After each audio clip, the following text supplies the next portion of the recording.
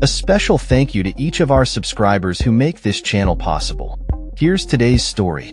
In a significant political maneuver, North Carolina Republicans have successfully overridden Governor Roy Cooper's veto of a controversial bill that critics argue undermines the authority of incoming Democratic officials.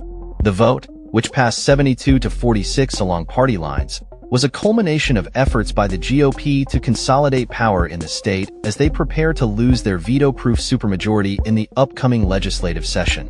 The legislation, deceptively titled Disaster Relief, was primarily aimed at securing greater control over elections and judicial appointments, with only a small fraction of its content actually addressing aid for communities affected by Hurricane Helene.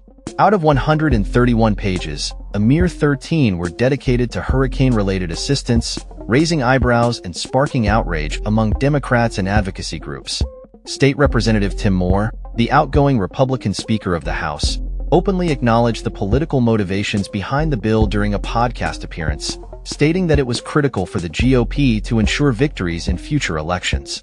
His remarks have drawn sharp criticism, suggesting that the legislation is less about disaster relief and more about entrenching Republican power.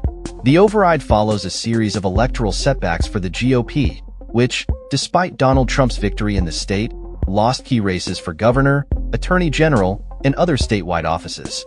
With the incoming administration poised to shift the political landscape, Republicans moved quickly to enact changes that would limit the powers of Governor-elect Josh Stein, incoming Attorney General Jeff Jackson, and other Democratic officials. The new law transfers the power to appoint members of the State Board of Elections from the governor to the state auditor, who will be a Republican.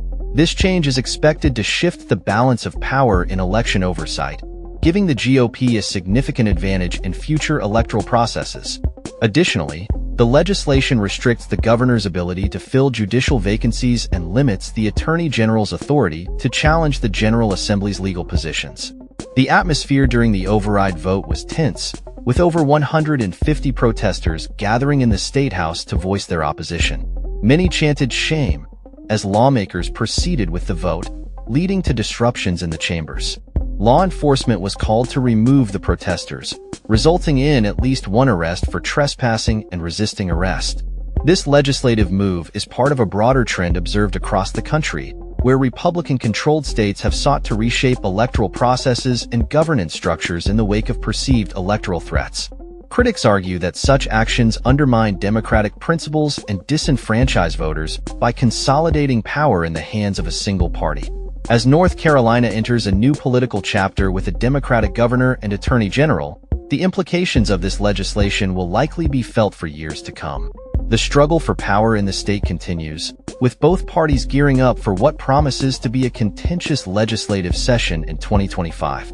The outcome of this battle will not only shape North Carolina's political landscape, but could also set a precedent for other states grappling with similar issues of governance and electoral integrity.